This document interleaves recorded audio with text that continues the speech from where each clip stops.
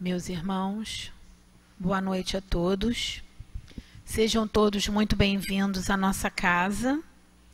Queremos dar as boas-vindas também aos companheiros que estão chegando pela primeira vez aqui na nossa reunião. Sejam todos muito bem-vindos, acolhidos por todos nós, especialmente pela diretoria espiritual de nossa casa, pelos trabalhadores espirituais amorosos de nossa casa, que são muitos. Então, sintam-se abraçados por todos nós. Vamos saudar também aos companheiros que nos acompanham através da internet. Que as vibrações de paz possam envolvê-los também. Aqueles que nos acompanham pelo céu de ao vivo e também os companheiros que nos acompanham pelo espiritismo.net. Então, uma boa noite a todos. Vamos dar então início à nossa reunião dessa noite. Nesse horário nós estudamos o Livro dos Médiuns e o estudo vai ser desenvolvido pelo companheiro Jair e o comentário do Evangelho está a cargo da Ana Paula. Então vamos à página de abertura da nossa reunião, que é uma página do livro Nos Passos de Jesus, psicografia de Carlos Bacelli. O espírito que assina a mensagem é Laurentino Simões. O título da página é Médium e Mediunidade. E nos diz assim o irmão Laurentino: pela sua simples condição de médium, o espírita não deve ser tratado com deferência alguma. O endeusamento e a idolatria a médios têm prestado grande desserviço à doutrina, criando uma espécie de casta sacerdotal, que é um arremedo do que sucede em outros credos religiosos. Todo médium, por mais amplas lhe sejam as faculdades psíquicas, não passa de mero aprendiz da verdade. Mais importante que enxergar e ouvir os desencarnados será auscultar as necessidades dos encarnados e atendê-las em nome do amor que o Cristo nos ensinou. Nenhuma reunião mediúnica é mais importante que a da evangelização das almas. Curar corpos perecíveis é tarefa relevante, mas a sua iluminação para a eternidade é de ordem prioritária. Cultivar a mediunidade sem cultivar o espírito de serviço ao próximo é uma temeridade, porque quase sempre significa apenas o cultivo do personalismo. O centro espírita, mais bem orientado, é o que, a bem dos médios que os frequenta, neles incentiva a mediunidade da prática sistemática do bem aos semelhantes. Laurentino Simões. Então, meus irmãos, vamos agora fazer a nossa prece de preparo da reunião de estudos dessa noite, não é? Elevando o nosso pensamento ao Mestre Jesus, a Deus, não é? Aos nossos benfeitores, nossos guias, dizendo assim: Senhor Jesus, querido amigo, mais uma vez, Mestre querido, nos dirigimos ao teu amoroso coração para neste momento, Senhor, iniciarmos a nossa reunião de estudo em torno do Livro dos Médiuns, te agradecendo e ao mesmo tempo pedindo, Jesus, que envolva-nos a todos, encarnados e desencarnados aqui presentes nessa noite. Que nos envolva o nosso coração, o nosso pensamento, para que possamos, Senhor, estar sintonizados com o alto, com o estudo, com as informações que nos serão trazidas na noite de hoje. Envolva os companheiros Jair e Ana Paula, Senhor, que hoje estão com a responsabilidade de desenvolver o estudo, o raciocínio, as reflexões dessa noite em torno do Livro dos Médiuns. Assim, Mestre Jesus, agradecidos estamos e em teu nome, Senhor Jesus, em nome da diretoria espiritual de nossa casa, em nome de Leon Denis, de Allan Kardec, mas sobretudo em nome de Deus, pedimos a permissão para iniciarmos a nossa reunião de estudos e passes em torno do Livro dos Médiuns dessa noite. Fica conosco, Mestre querido, abençoa-nos, que assim seja, graças a Deus. Bom, meus irmãos, como dissemos, nesse horário, na segunda-feira, nós estudamos o Livro dos Médiuns e vamos estudar o seu capítulo 16, dos itens 188, 189 a 190. Então, nós vamos ler só o 189, o item 1, não é? Para dar tempo para o Jair desenvolver o estudo, né? Com mais tempo, não é? Então, nesse capítulo, né? Nesse item 189, fala das variedades especiais para os efeitos físicos. Então, o item 1 fala de médiuns tipitólogos, aqueles pela influência dos quais se produzem os ruídos e as pancadas, variedade muito comum, com ou sem a participação da vontade. Então, depois virão outros temas, mas nós vamos passar então a palavra ao nosso companheiro Jair, envolvendo o nosso irmão com as nossas vibrações de paz, prestando bastante atenção no seu estudo. Que Deus o abençoe, meu irmão.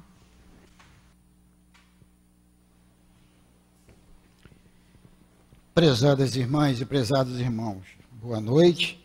Que as bênçãos de Deus, nosso Pai, o amor incomensurável de Jesus e a proteção de nossos amigos e benfeitores espirituais sirvam para cada um de nós como motivação para continuarmos a nossa jornada de espíritos imortais e principalmente no sentido de cada vez mais refinarmos o nosso caráter a fim de que possamos nos fazer dignos de toda essa estrutura disponibilizada para o socorro e amparo das criaturas. Nós temos aí um estudo, Médiuns Especiais, capítulo 16, Efeitos Físicos e Intelectuais. É bom lembrarmos que a maioria absoluta desses itens observados, pesquisados e constatados por Allan Kardec fazem parte do patrimônio de informações que o plano espiritual passou para nós. E é por esse motivo importante. Porém, nos dias modernos, nos tempos modernos, a maioria deles está em desuso, porque não existe uma casa espírita hoje fazendo pesquisa para incorporar um espírito ou se manifestar um espírito, por exemplo, de efeito musical, fazer o nosso piano ali começar a tocar sozinho. Espera que não o faça para a gente não sair correndo de porta aberta, de porta fora. Mas é um patrimônio, é um compêndio de informações, e isso nos dá uma ideia do trabalho que o Kardec teve para separar, para analisar cada item deste, e é importante que nós tomemos conhecimento deles, mas nós vamos nos ater na parte do estudo da mediunidade, exatamente naquilo que é mais importante para nós nos dias de hoje, porque o que nós temos? O médium de incorporação, o médium passista, o médium psicógrafo, o médium de psicofonia ou psicofônico. Por quê? Não teria sentido nós nos reunirmos numa noite dessa, para, como eu brincando anteriormente falei com vocês, incorporar ou manifestar-se um médium um espírito de efeitos físicos no campo musical. Não se perde mais tempo com isso, porque Kardec pesquisou, comprovou essa realidade, e isto para nós é importante, porque nós ficamos sabendo dos mais variados potenciais que todos nós temos na área da mediunidade. É lógico que uma criatura sozinha, ela não vai congregar todos esses tipos de mediunidade. O Kardec observou isso em vários médiuns, em vários companheiros e companheiras que naquela época foram utilizados e participaram como médiuns nesta pesquisa. Ele falou, como ela leu, o tipitólogo, médiuns motores que produzem movimento dos corpos inertes, médiuns de translação e de suspensão que produzem a translação aérea e suspensão dos corpos inertes no espaço, médiuns de efeitos musicais, brincando com vocês eu já falei, médiuns de aparições que podem provocar aparições fluídicas ou tangíveis, as manifestações de espírito, né, a materialização propriamente dita, médium de transporte, que pode servir de auxiliar aos espíritos para o transporte de objetos materiais, médiuns noturnos, que só obtêm certos efeitos na obscuridade, e aí tem uma dissertação de Kardec do espírito quando isso acontece. Nós temos aí médiuns pneumatógrafos, os que obtêm a escrita direta, fenômeno muito raro, médiuns curadores, e aí nós começamos a entrar na mediunidade mais utilizada nos dias de hoje, que é a mediunidade na área do tratamento do passe espiritual. E nós não podemos esquecer que que o Evangelho segundo o Espiritismo, no seu capítulo 26, no item 7, a mediunidade gratuita é o título, o Allan Kardec coloca para nós, os médiuns modernos, visto que os apóstolos também tinham mediunidade, igualmente receberam de Deus um dom gratuito, o de serem os intérpretes dos espíritos na instrução dos homens, a fim de lhes mostrar o caminho do bem e conduzi-los à fé, e não para lhes vender palavras que não lhes pertenciam, porquanto elas não são resultados de sua concepção, nem de suas pesquisas, nem do seu trabalho pessoal. Então, isso aí já nos traz, já tira sobre os nossos ombros uma enorme responsabilidade no que toca, no que tange a prática, a utilização dos nossos potenciais mediúnicos. No item 10 desse mesmo capítulo, Kardec faz uma outra abordagem específica no caso da mediunidade de cura, em que ele coloca para nós que a mediunidade é coisa santa que deve ser praticada santamente, religiosamente. Se há um gênero de mediunidade que requer essa condição de maneira ainda mais absoluta, essa é a da mediunidade curadora. Então nós vimos essas passagens rápidas, e a nossa própria página de hoje, o espírito do nosso irmão Laurentino Simões, do instrutor espiritual Laurentino Simões, nos chama a atenção em vários momentos para essas dificuldades que o médium ainda traz. Somos criaturas que ainda temos obrigações reencarnatórias em planetas de provas e expiações, mas que também não justifica muitas vezes a atitude mais ou menos comprometedora em relação à prática mediúnica. Por quê?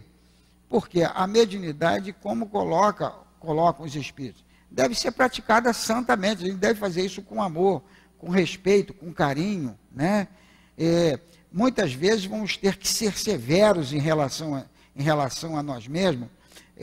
Temos uma vida com muitas dificuldades, a maioria eu acredito que poucas pessoas moram aqui próximo da casa que não precisem pegar pelo menos uma condução. Mas a maioria de nós depende de um carro, depende de um ônibus, de um trem, e muitas vezes, ao nos deslocarmos para o nosso trabalho, para as nossas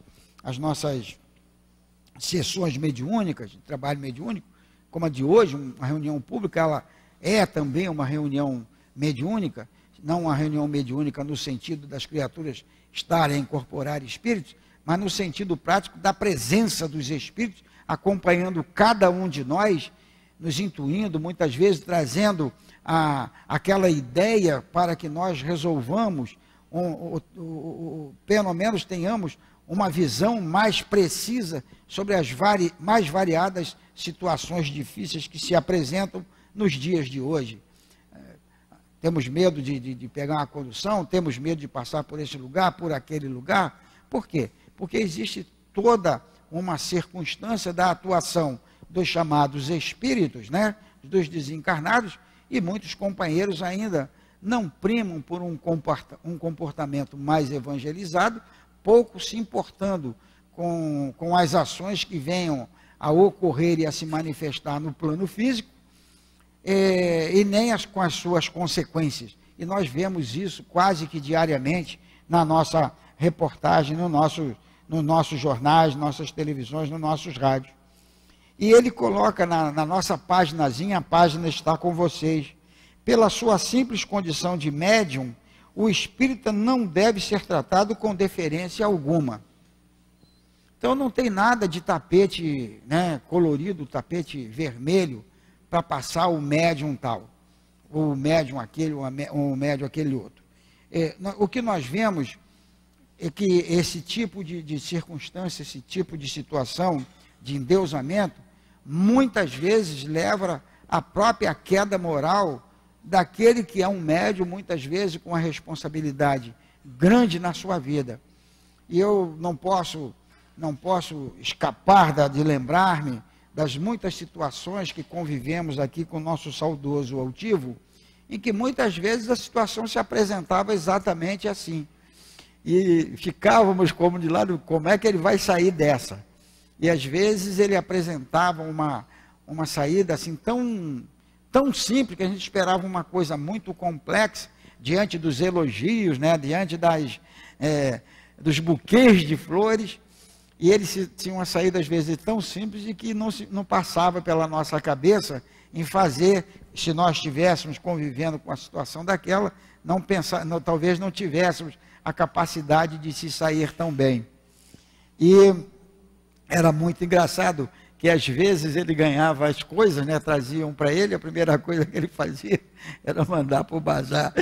Como é que ele mandou para o bazar? Mandou para o bazar. Porque, de fato e de direito, ele compreendia que o agradecimento deveria ser, né, devotado de uma forma bastante justa aos guias espirituais, aqueles que nos conduzem, aqueles que nos amparam, porque de fato o trabalho maior é realizado pelos companheiros que estão do lado de lá.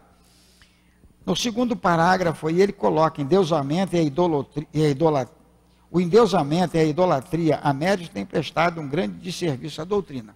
Lógico, não vamos aqui voltar as nossas mentes e pensamentos para médios que têm missões específicas, como teve o nosso querido Chico Xavier, como ainda está o nosso querido Divaldo Franco em plena atividade. Esses médios, há um processo de endeusamento, mas não da parte dele, é da parte das próprias criaturas. Mas eles já vieram preparados para conviver com tais dificuldades, né? Sobre esse aspecto eu sempre brinco com os dois, né? Em referência ao Divaldo Franco e ao Chico Xavier. O Chico Xavier, muito esperto, não veio bonitinho não. Já o Divaldo veio todo bonitão, todo atlético. Aí era um monte de moças, né, a querer namorar o nosso companheiro, que tinha em mãos uma responsabilidade muito grande. Porque esses são companheiros que se prepararam, né, muito, em muitas existências corporais e no plano espiritual, para exercerem essa tarefa, essa missão que lhes é confiada, que foi a de popularização da nossa doutrina. Eu coloquei aqui naturalmente o Chico Xavier e o Divaldo, mas tantos outros, né? O próprio Altivo, nós temos Jorge Risini, nós temos o nosso J. Raul Teixeira e vários outros companheiros ainda contemporâneos nossos que tiveram essa capacidade, alguns que nós conhecemos pelo histórico espírita e que sabemos que foram companheiros que dentro dessa estrutura acabaram sendo, de certa forma, endeusados. Não por eles, né? Eles, na realidade, descartavam todas essas possibilidades. Aí nós temos, né, os médios especiais para efeitos intelectuais, aptidões diversas. Médium auditivos, tá? É um tipo, os que ouvem os espíritos, bastante comuns. Existe essa mediunidade, ela existe também em certos indivíduos, às vezes até portadores de um processo obsessivo. Existem pessoas, porque o processo obsessivo tem uma série de circunstâncias que levam a ele, e muitas vezes o companheiro, ele realmente, ele ouve os espíritos. O problema é o tipo de espíritos que ele acaba ouvindo. A gente percebe em muitas criaturas que às vezes são tratadas até na área da psiquiatria como se tivessem doenças mentais. E, no entanto, o processo não era uma doença mental, pelo menos a princípio. Ocorre que essa pressão, muitas vezes, que é grande sobre aquele companheiro, que é vítima de perseguidores espirituais, e a própria expressão vítima de perseguidores espirituais não expressa a razão verdadeira da coisa, porque eu só serei vítima de perseguidores espirituais se eu criar um campo de compromissos que leve a isso. Se eu não me comprometer seriamente na esfera do mal, eu não vou passar nunca por uma dificuldade desse tamanho, dessa extensão. Mas muitos deles são realmente até médios e que ouvem realmente os espíritos. E como eu disse anteriormente, o problema está no tipo, na qualidade comprometida dos espíritos que eles acabam ouvindo. Nós temos também os médios falantes, os que falam sobre a influência dos espíritos. E essa é uma da mediunidade, a psicofonia, o Kardec chamava de médiuns falantes. Hoje, nos dias atuais, o nome técnico, a expressão técnica desse tipo de mediunidade é a psicofonia. Só que hoje, segundo nós, não temos, mas às quartas e sábados somos sempre brindados aqui com uma mensagem do plano espiritual. Se dificilmente ocorre, às vezes um dos médiuns responsáveis não pode vir. Normalmente a mensagem é ditada e escrita à tarde por um dos médiuns, lá na sala, no chamado apartamento, na sala da psicografia, e o próprio diretor de trabalho passa o teor completo da mensagem para todos nós ao final da reunião pública.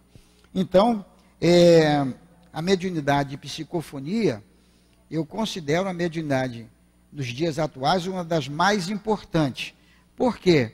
Porque é através dela que a gente fica tomando conhecimento de uma série de circunstâncias, de sugestões e de aconselhamentos. Tá? Ela é feita em caráter geral e às vezes vale para todo mundo. Todos, caramba, falou para mim. Não, aí você conversa. Não, mas foi para mim também. Por quê? A natureza, o conteúdo é abrangente, mas atinge exatamente, de um modo geral, os problemas da existência humana, ou seja, da nossa própria existência.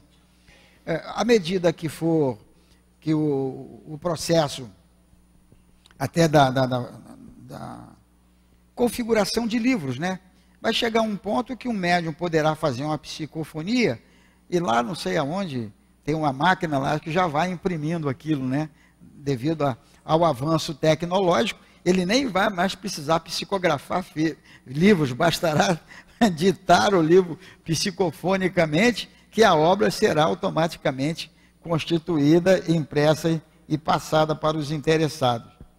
Médios videntes, os que veem os espíritos no estado de vigília.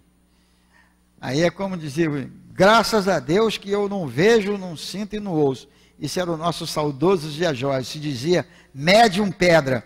Bom, médium pedra, igual o Zé Jorge foi, eu também queria ser, Fundador de casa espírita, diretor de FEB, aonde estado e território que não tinha federação, ele foi lá e fundou. Então, até tem uma vantagem muito grande ser médium pedra, como dizia o nosso saudoso e querido Zé Jorge. Então, ele não era médio vidente, ele não era médio de incorporação, ele não era médio de nada, e a gente acaba descobrindo, era médio de tudo.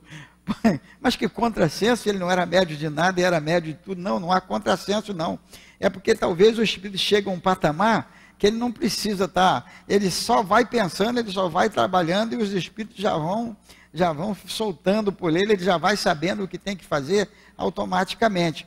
E podemos nos lembrar do nosso querido doutor Adolfo Bezerra de Menezes, que também não era médio de incorporação, né? Era o seu conhecimento, o seu amor que envolvia as criaturas. Médios inspirados, aqueles a quem pensamentos são sugeridos pelos espíritos, na maioria das vezes a sua revelia, quer para atos comuns da vida, quer para os grandes trabalhos da inteligência. Bom, quem de nós já não teve aquele problema que de manhã cedo surgiu e você dá 9 da manhã, dá 10 da manhã, dá 11 da manhã e a coisa parece, ai meu Deus, de repente você dá um estalo assim, meu Deus, como é que eu não pensei nisso antes? Não estavas concentrado no guia, não estavas concentrado no anjo guardião. Não, é que às vezes demora um certo tempo para a gente, como diz lá o humorista, captar a vossa mensagem, querido mestre, né? Lá o humorista nos lembra isso, numa alusão ao que nós estamos falando. Então, há muitos anos atrás, eu não sei se nós estamos no 14º ou 15º seminário de Deolindo Amorim. No primeiro seminário de Deolindo Amorim, uma pessoa foi pedir para o altivo a página que seria lida, né? Que geralmente tinha uma página específica para o evento. Aí, não, geralmente tinha não, tem uma página específica, uma mensagem do plano espiritual. E a pessoa, aí o altivo mandou a pessoa ir pegar um evangelho para uma sala lá em cima e fazer uma leitura do evangelho, se concentrar e escrever o que viesse na cabeça. Aí, você mesmo, vai lá fazer isso e depois traz para mim. A pessoa subiu um pouco não, bastante relutante, porque ele estava pensando que o próprio altivo é que ia incorporar o doutor ou o Baltazar lá para poder escrever. E o altivo mandou a pessoa fazer isso. E a pessoa, bastante relutante, subiu, mas foi disciplinado, cumpriu e foi lá em cima. Até hoje ela reclama de uma coisa.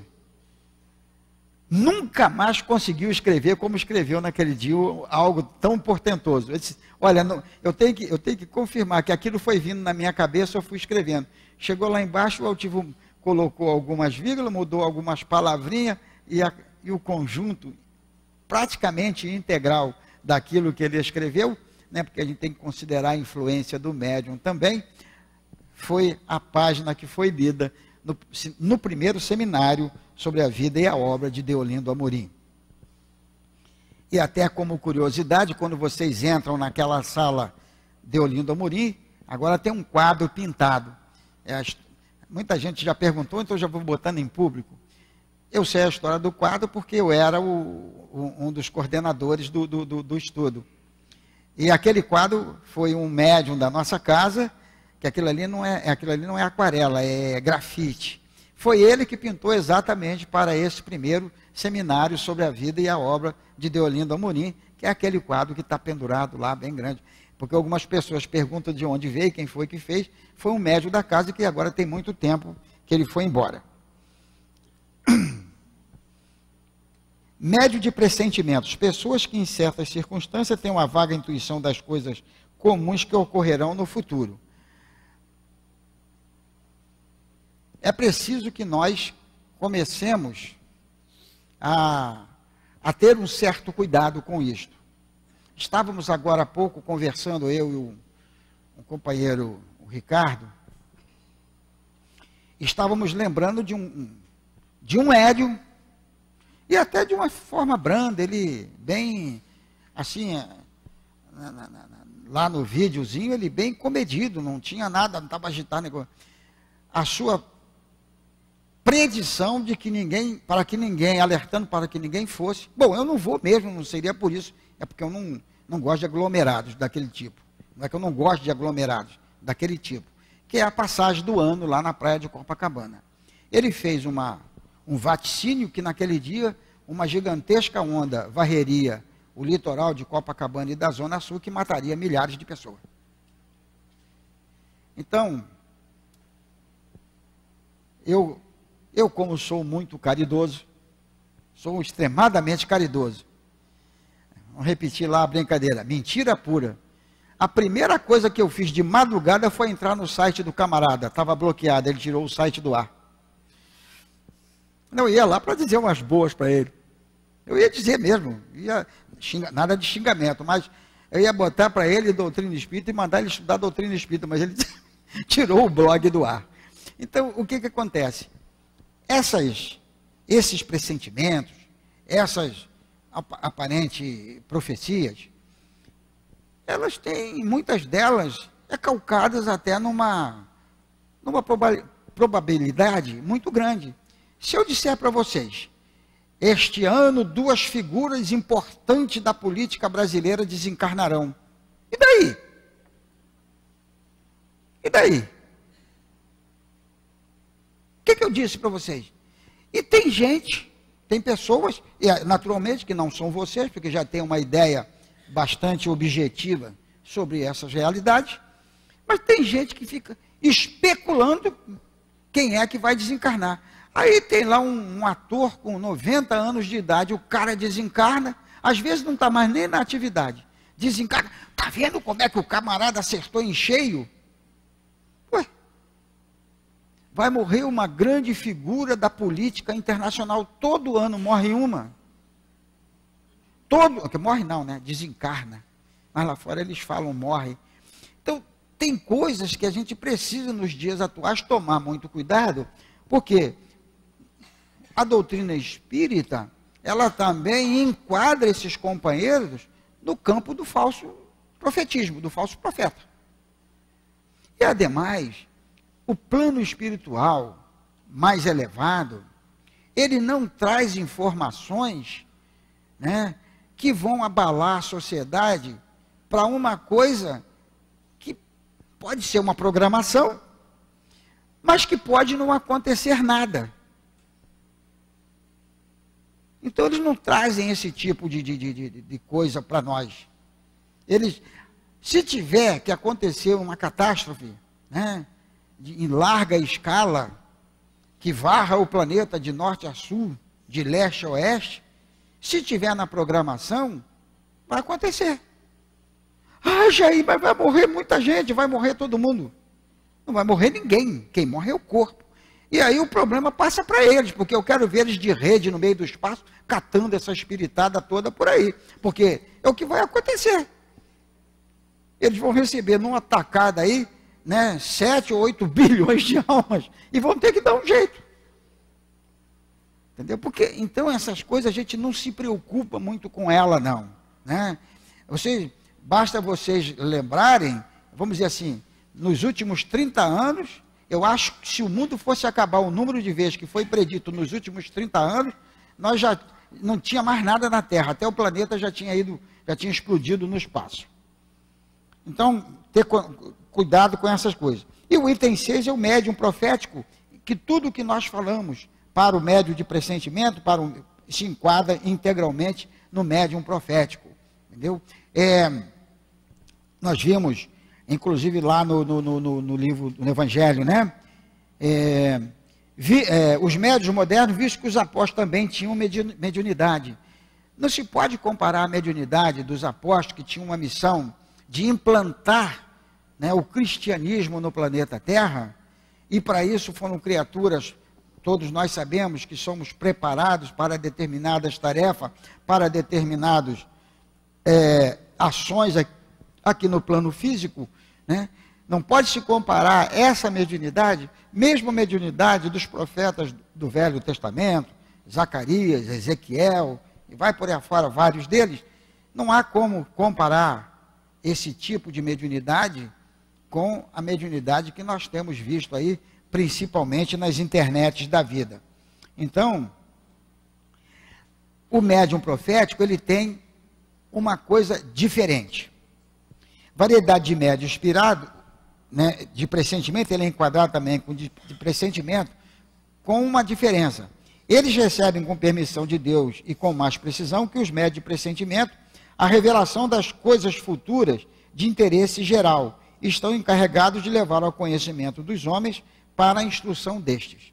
Então, esses vaticínios, né, usando uma palavra moderna aí, fake, que aparecem por aí, não dá bola para isso não. Na criação ninguém morre, ninguém desencarna antes da hora. Tudo é programado, tudo está previsto, e ademais, se tivesse uma programação, se tivesse numa programação prevista para a destruição do planeta, eu pergunto a você, e desencarne coletivo de toda a humanidade terrestre, eu pergunto a vocês, o que poderíamos fazer com isso?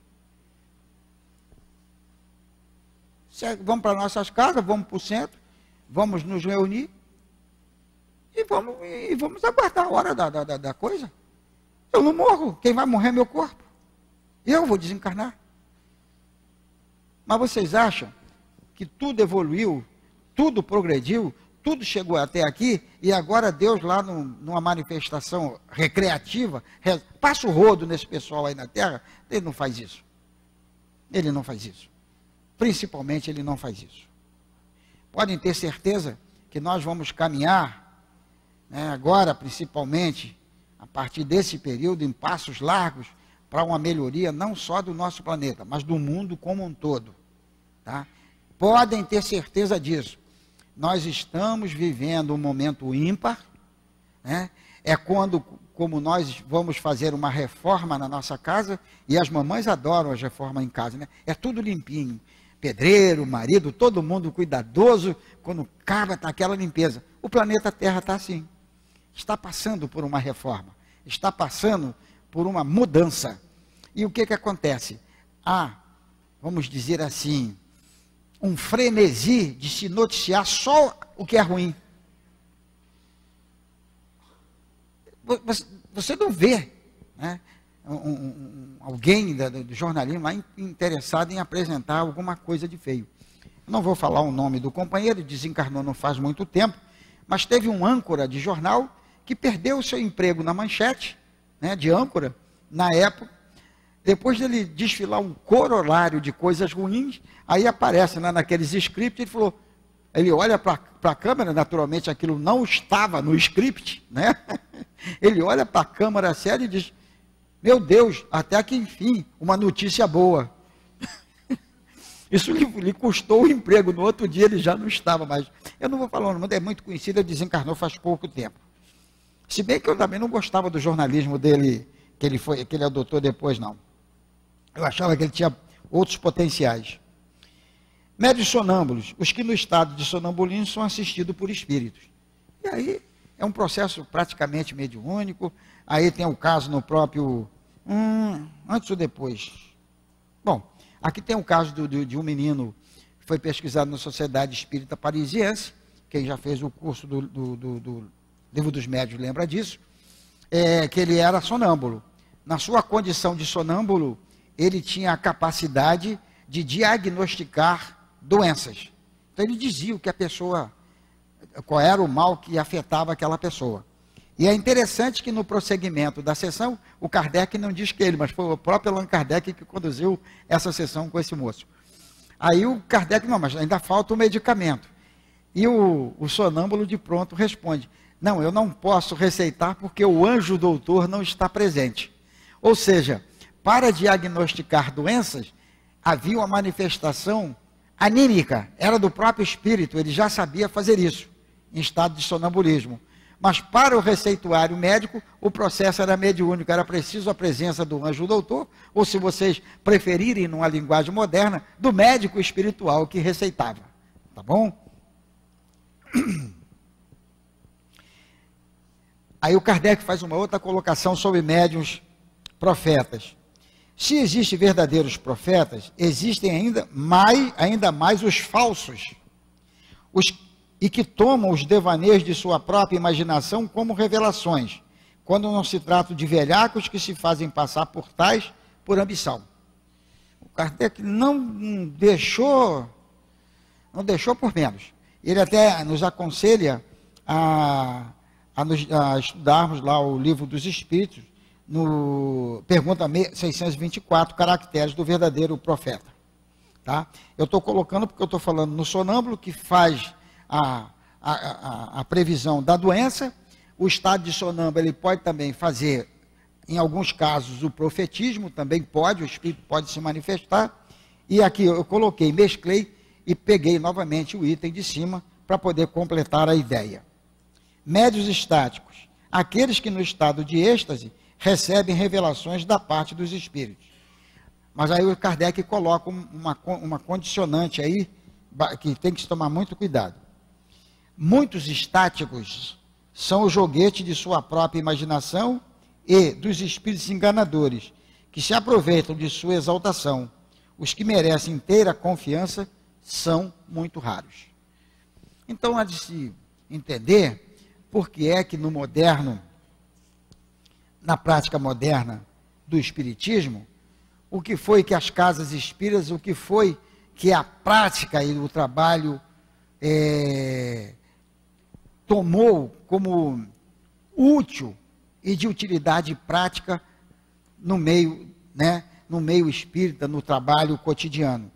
As mediunidades de psicografia, psicofonia e a mediunidade de cura. Por quê? Quando você vai para uma casa espírita, seja a nossa, seja uma casa qualquer, uma outra co-irmã, você vai para lá com a finalidade exatamente de praticar uma mediunidade que o Evangelho chama de mediunidade santa e que tem que ser praticada santamente. Então, não há nenhum motivo para estarmos lá montando grupos mediúnicos para materialização disso, daquilo, transporte disso, transporte daquilo, porque isso nós já sabemos que o Espírito faz mesmo. Então vamos utilizar uma coisa prática que serve para o socorro e para o amparo de todos nós, de toda a humanidade, que é o esclarecimento das mentes, o socorro espiritual propriamente dito e, se nós preferirmos, o próprio socorro dos desencarnados que vem ocorrer no chamado atendimento espiritual, aos desencarnados. É o título, é o nome, é a classificação, a qualificação desse trabalho na nossa casa, mas no meio espírita, esse trabalho de atendimento espiritual aos desencarnados, atendimento aos desencarnados, ele popularmente é conhecido como sessão de desobsessão. Na nossa casa nós evitamos o tanto quanto possível a expressão de obsessor, obsessores, desobsessão, por uma questão até, vamos dizer assim, didático-técnica, porque muitas vezes, até uma coisa prática, eu posso dizer, porque conheci muitos alcoólatras, eu mesmo, em determinado período da minha vida, abusei um pouco do álcool, e quantas vezes, até amigos meus mesmo, que às vezes tomavam uma cervejinha, mas não bebiam como eu bebia, dizia, poxa, já dá uma segurada, tu está bebendo demais. Não, eu bebo socialmente. Só eu não via que estava abusando. Aí você imagina você dizer para alguém, algum espírito, numa mesa mediúnica, classificá-lo de obsessor. Então a gente trata a coisa de uma forma mais amorosa, sem, procurando não agredi-los com palavras.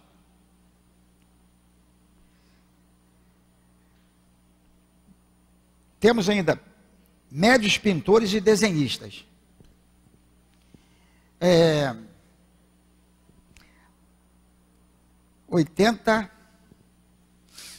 cheguei em 84, em 86, nós tivemos aqui na nossa casa, num domingo à tarde, uma sessão de pintura. Eu cheguei em 84, então ainda não tinha um conhecimento doutrinário. E eu sou aquele tipo de criatura que tem que me controlar para não falar, não é inventar mentira, fazer fofoca, mas vamos ser sinceros, tem coisa que, embora sendo verdade, você deve ser comedido no colocar aquilo. Pois bem, então nós tivemos uma sessão de pintura. Quando terminou, o altivo permaneceu aqui, eu participei, eu não era médium ainda, eu só fui liberado como médium em 88, ainda estava fazendo os cursos da casa. O altivo ficou nosso companheiro médio apresentou, eu achei bonito, né? Eu achava bonito, eu achei. Um camarada com a mão no rosto, me pega um grafite, os olhos tampados, depois me sai lá uma face bonita e assinado um dos famosos pintores, realmente impressiona. E me impressionou. Eu não sou diferente das outras pessoas. Aí quando terminou tudo, encerrou, fez a prece, o pessoal foi embora. Aí ele me perguntou, o que você achou dessa sessão de pinturas? Olha, até hoje eu não sei, porque aquela face enigmática do Altivo não era fácil de ser interpretada. Eu disse, olha, Altivo, me desculpe, mas se eu não fosse espírita, eu continuaria, por isso aí eu continuaria não sendo espírita. Ele nunca me disse se aquilo me impressionou, ele só perguntou o que eu achei. Mas de fato, eu fui sincero. Eu falei, por exemplo, digamos que eu tinha ouvido falar em espiritismo, ou não tivesse ouvido falar em espiritismo, onde vocês me convidassem para uma sessão de pintura, né, de pintura mediúnica, eu achei muito interessante a técnica, a rapidez, a beleza dos quadros, mas para mim não ia me acrescentar nada no outro dia me mandar para a casa espírita, não. Tá? Aí depois uma pessoa me disse que alguns espíritos, ao usarem essas técnicas de cores e de cura, né, alguns espíritos comentam sobre isso, que nesse momento eles executam algumas tarefas também de cura. Tá? Eu só ouvi de um companheiro que eles, dentro desse arcabouço de trabalho, eles conseguem fazer isso. Mas eu não vi nada aqui informado em obras, ou Espírita, o Dr. Hermo, o Baltazar, o Antônio de Aquino. Sou sincero, nunca vi nada a esse respeito. Mas companheiros de outras casas, onde esse trabalho já ocorreu algumas vezes, nos afirmam que eles conseguem ajudar algumas pessoas durante esse processo de pintura. Tá bom? Uma outra coisa. Todo médium, está na nossa página aí, é o 3º parágrafo. Todo médium, por mais amplas lhe sejam as faculdades, todo médium, por mais amplas lhe sejam as faculdades psíquicas, não passa de mero aprendiz da verdade. Eu perguntei também a companheiros da casa, há muito tempo atrás, e quando nós soubéssemos tudo isso sobre mediunidade, sobre espiritismo, o que nós íamos fazer? Como é que mediunidade nós teríamos? Nenhuma, porque agora você está integrado com um plano espiritual maior. Então, isso foi uma notícia muito ruim para mim. Cada vez eu descubro mais que estou longe dessa integração. Porque quando você souber tudo isso, quando nós soubermos tudo isso, fomos capazes de realizar vamos chamar essas façanhas espirituais que tantos já conseguem, aí nós não vamos precisar de médium para isso, médium daquilo, de ser médium disso, médium daquilo, porque a nossa integração está de tal forma, vamos dizer, ligada às coisas maiores, às coisas do bem, né? As mais profundas manifestações dessas dimensões espirituais, algumas delas no momento, a gente só consegue tratar no campo do sonho. Né? Imagina, eu fiquei imaginando aquela passagem isso aqui no nosso lar, né? Nosso lar. Quando os espíritos se posicionam, podem rir, mas vai lá, procura lá nas obras de André Luiz, para fluidificar as correntes de água de um rio. Eu fiquei imaginando, eu já tenho dificuldade para magnetizar meia dúzia de copinhos, eu fico na dúvida, meu Deus, será que está certo, será que está bem feito? Imagina um espírito, numas dimensões dessas, fluidificando as correntes de um curso d'água, de um rio. São as coisas que a gente lida com elas meio no campo do sonho. Aí ele coloca uma coisa interessante que tem tudo a ver com isso que nós falamos até agora. Mais importante que enxergar e ouvir desencarnados será a escutar as necessidades dos encarnados e atendê-las em nome do amor que o Cristo nos ensinou. É por isso que vocês estão ligados na Malé, vocês estão ligados na outra casa espírita, vocês estão ligados na visita aos lares, estão ligados na visita aos presídios, estão ligados na visita, né, a isso, aquilo e aquilo outro. Não só na nossa casa, mas num sem número de casas espíritas, até outras instituições religiosas. Por quê? Não adianta eu ficar como médium a ouvir os espíritos, né? E ouvir aquelas colocações fantásticas, aquelas orientações que eu passo para vocês, mas não aplico em mim. O que adianta? Vocês vão caminhar e ainda vão ter que voltar lá atrás para buscar o fardo do Jair, que ficou perdido na estrada, ouvindo espírito. Por quê? Diferente de vocês, que receberam a informação e agiram, trabalharam, eu fiquei a escutar espírito. Embora eu reconheça a importância que é ouvir os espíritos. Mas é uma importância que ela entra mesmo no campo relativo. Eu vou ter que ouvi-los, vou ter que cotejar o que passam para mim e me aplicar no sentido de que isso possa realmente se transformar em algo de útil para o próximo. E por extensão, quando eu sou útil ao próximo, eu estou sendo muito útil a mim também. É coisa simples, de avaliação bastante, né, fácil de ser compreendida. Nenhuma reunião mediúnica. Olha, essa aqui, o nosso Laurentino Simões, vou usar a expressão dos jovens, arrebentou. Nenhuma reunião mediúnica é mais importante que a da evangelização das almas. Nós tivemos um saudoso companheiro, o Nilton de Barros, ele cansava de dizer, reunião pública é reunião de desobsessão, é reunião de trabalho, é onde se dá o socorro, porque você esclarece o encarnado. E muitas vezes, o esclarecimento obtido por nós aqui num salão desse, hoje eu estou aqui, nada impede que um de vocês estejam aqui amanhã, tem vaga, hein, ó, vocês que tem vaga, não precisa ficar acanhado não, tem vaga para todo mundo. O que acontece? Muitas vezes essa informação, ela nos ajuda, né? Eu recebo, vocês recebem. Quantas vezes eu estou sentadinho? Ó, quero dizer você que quando eu desencarnar é só olhar para a terceira cadeira dali para cá, sou eu que vou estar sentado ali. Essa cadeira é minha. Onde está o nosso amigo Penetra ali, o responsável, o coordenador. Então, se você chegar ali e ver o Jair desencarnou e chegar ali, mesmo que não me identifique, mas ver um vulto assim, já sabe, sou eu que sento ali quarta e sábado. Tem que marcar lugar, né? Cadeira numerada, cadeira cativa.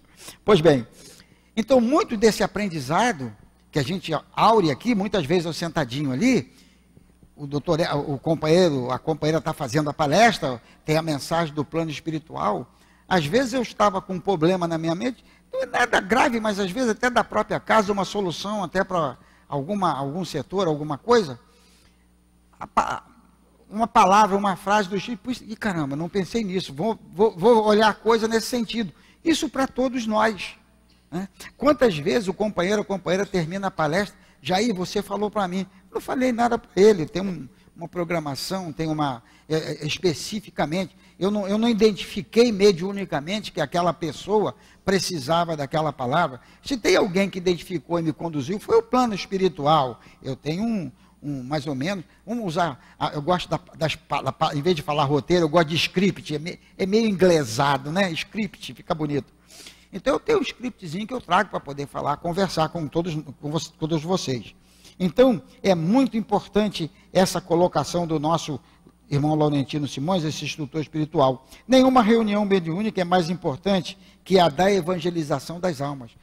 Uma vez evangelizadas, as criaturas, elas começam a assumir o controle da sua própria existência, da sua própria vida, um monte de coisa que parecia insolúvel, ela começa a ver as soluções, que muitas vezes estão ao nosso lado, às vezes a solução está em determinado comportamento no nosso lar, no nosso trabalho, na condução, em algum lugar, a gente começa a controlar aquela coisa que até ali você não percebia, que aquilo trazia incômodo para os outros, né? E ao se controlar, você percebe que uma série de coisas à sua volta começam a se equilibrar, começam a mudar para melhor. Outra colocação. Curar corpos perecíveis é tarefa relevante. Curar corpos perecíveis é tarefa relevante. alguns, né, está meio sumido, né? Nos últimos anos desapareceram aqueles companheiros que faziam inúmeras cirurgias e tal. Nada contra isso, né? Isso aí tem a sua razão de ser. Eu sempre brinco com ela, deveria ser cartão vermelho, né? Então, o que acontece? É relevante, muitas pessoas acabaram vindo para a doutrina espírita exatamente por causa desse tipo de cura. Nós tínhamos uma companheira que eu acho que agora, eu não sei se ela está frequentando o Clarencio, ela mesmo ela tinha uns nódulos no seio esquerdo e que os médicos não queriam de jeito nenhum retirá-los, pelo tipo de enraizamento, sei lá. E um desses nossos irmãos aí, que não sei, nunca mais ouvi falar, foi que fez a cirurgia e tirou os 2 carocinhos, a restauração foi completa, não teve nenhuma sequela, né? Ela ficou curada daquilo. E ela era muito agradecida, né, ao espírito que fez a cirurgia espiritual. E era agradecida também ao médico, companheiro, que foi, vamos dizer, o instrumento dessa cura. Então, por isso que ele coloca, curar corpos perecíveis é tarefa relevante, mas sua iluminação para a eternidade é de ordem prioritária.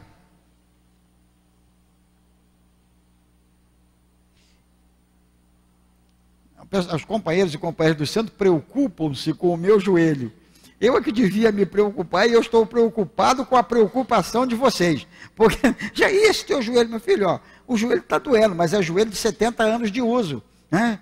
Não dá mais para fazer recalchutagem, não dá para fazer retífico, não tem mais nada disso. Então 70 anos de uso está bom demais, né? Abusei, futebol de salão, por profissão, sobe morro, desce morro, né? O Sampaio é gostoso, né?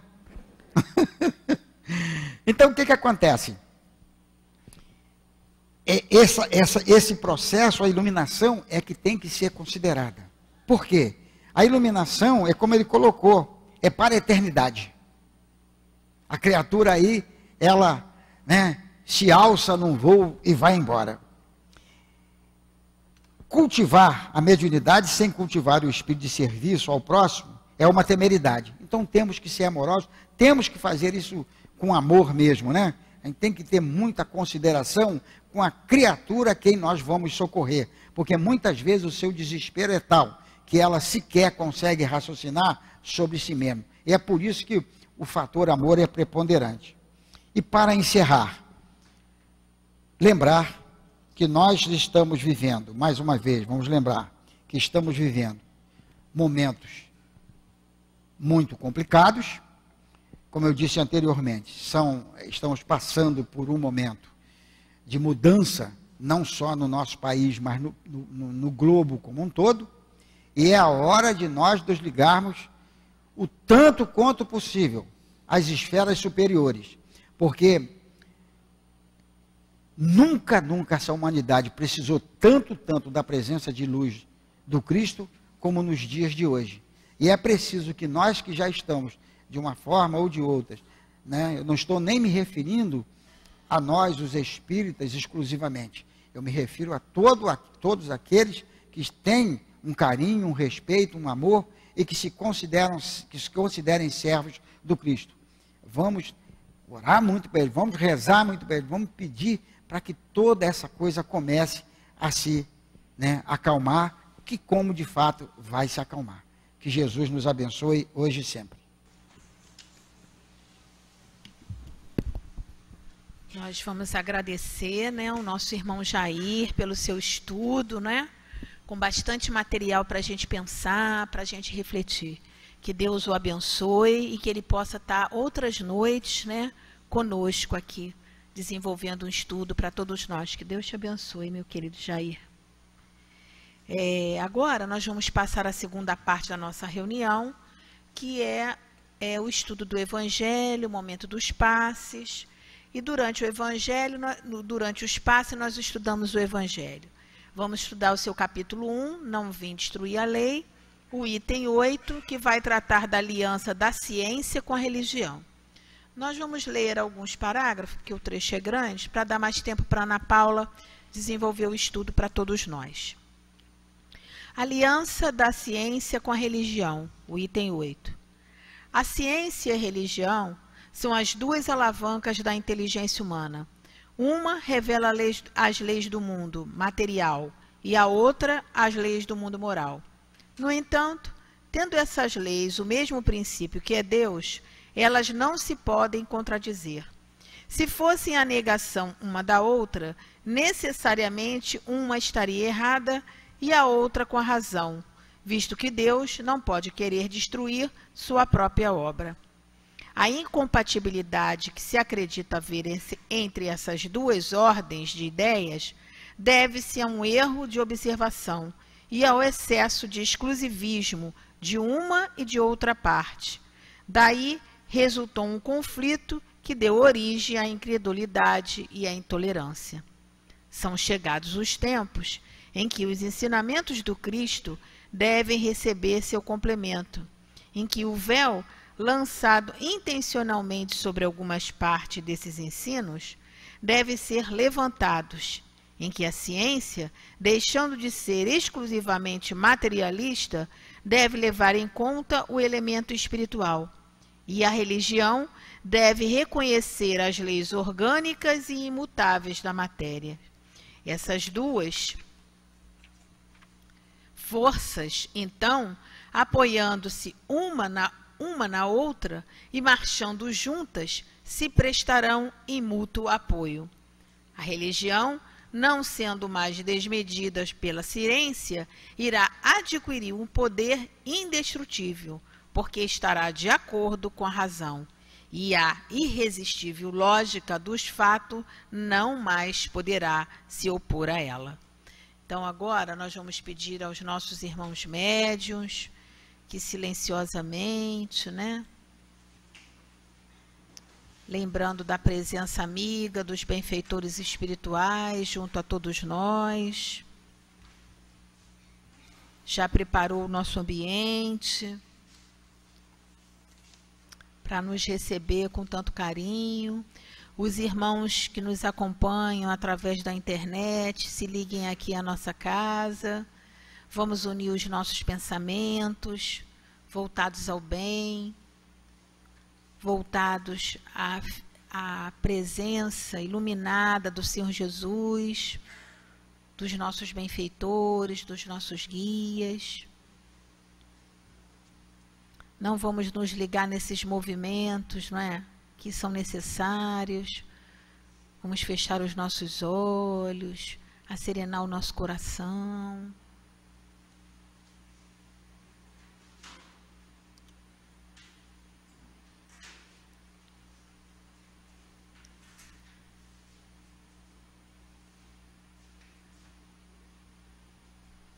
Estamos aguardando a nossa organização no nosso salão para esse momento do passe.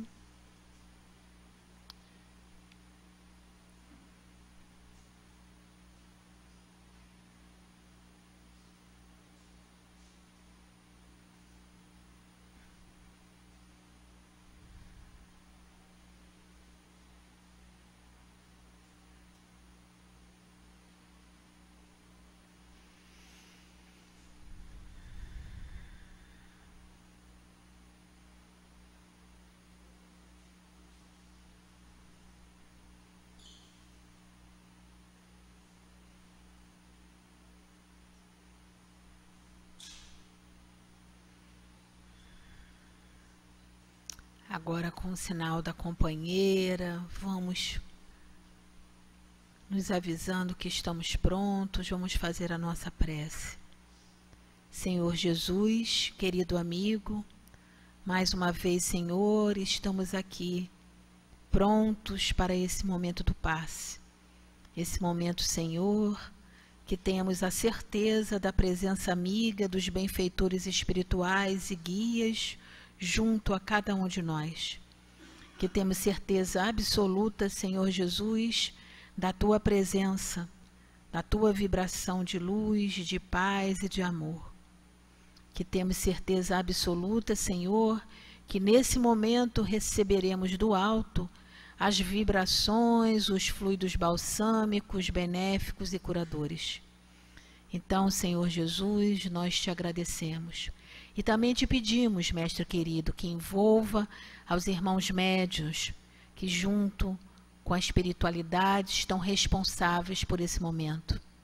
Envolva, Senhor, a companheira Ana Paula, que vai desenvolver o estudo do Evangelho para todos nós. Assim, Jesus, agradecidos estamos e em teu nome, Mestre querido, em nome da diretoria espiritual de nossa casa, mas sobretudo em nome de Deus, pedimos a permissão para darmos por iniciado essa hora, a hora do passe. Fica conosco, Jesus, que assim seja. Graças a Deus. Graças a Deus, o Senhor Jesus nos abençoe, nos sustente neste momento, em que receberemos as bênçãos através do passe, mas também que teremos junto a nós, de uma forma mais ostensiva, os nossos próprios benfeitores espirituais, nos incentivando e nos fortalecendo. O Evangelho na noite de hoje vem nos falar acerca da aliança entre a ciência e a religião. Esses dois campos de conhecimento humano que vêm falar para nós tanto das leis do mundo material quanto das leis do mundo moral. Kardec já inicia seu texto colocando para nós que são as duas alavancas da inteligência humana. Ocorre que tanto uma quanto outra, por se debruçarem em seus materiais de estudo, acabam por terem o seu olhar muitas vezes restrito àquilo que é de seu interesse. Daí observamos esse conflito ainda existente entre ciência e religião. Naturalmente que tanto a ciência quanto a religião não poderiam uma dar conta do que trata a outra. Se pensarmos bem, o campo da ciência, ele envolve não só as questões da natureza, mas as relações sociais, as questões de saúde, tudo aquilo que abarca a vida material. Assim como a religião, nos falando de moral, nos aproximando de Deus, falando sobre o nosso comportamento e suas consequências morais, não teria condição também de assumir para si o estudo dos fenômenos da vida material. Por isso que temos ambas, então, complementares. Uma vai apoiar a outra naquilo que lhe falta. Pois bem, como ainda somos muito imperfeitos, somos ainda dominados pelo orgulho e pela vaidade do saber. Então vemos de um lado ou de outro os extremos, no campo da ciência, a questão do materialismo, que só aceita aquilo que pode ser comprovado através das experiências materiais, mas também no campo religioso, o fanatismo, que nega os fenômenos da ordem material como se apenas a vontade soberana de Deus fosse a responsável pelos fenômenos que observamos. Então, cada um fechado no seu orgulho, desejando ser o dono da verdade, não aceita que uma explicação possa contradizê-lo ou até mesmo corrigi-lo nas suas crenças. Pois bem, Kardec então vem falando para nós que são chegados os tempos em que os ensinamentos do Cristo devem receber seu complemento. Sabemos que o Cristo não falou aos homens tudo o que ele tinha para falar, porque os homens daquela época não tinham maturidade, intelectualmente falando, para compreendê-lo, para compreender seus milagres. Então, com o avanço da humanidade, com o avanço da inteligência, já somos capazes de entender como que determinados processos ocorriam, como Cristo conseguia realizar determinadas curas, como Cristo conseguia realizar determinados feitos que impressionavam os homens daquela época.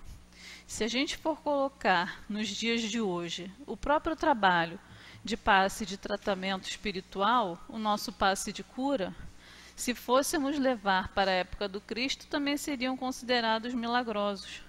Mas hoje temos o magnetismo, que nos explica como que se dá a ação magnética, e a religião, no nosso caso a doutrina espírita, vem nos mostrar como que a atuação dos espíritos, junto com o magnetismo do médium, opera nos tratamentos realizados. No entanto,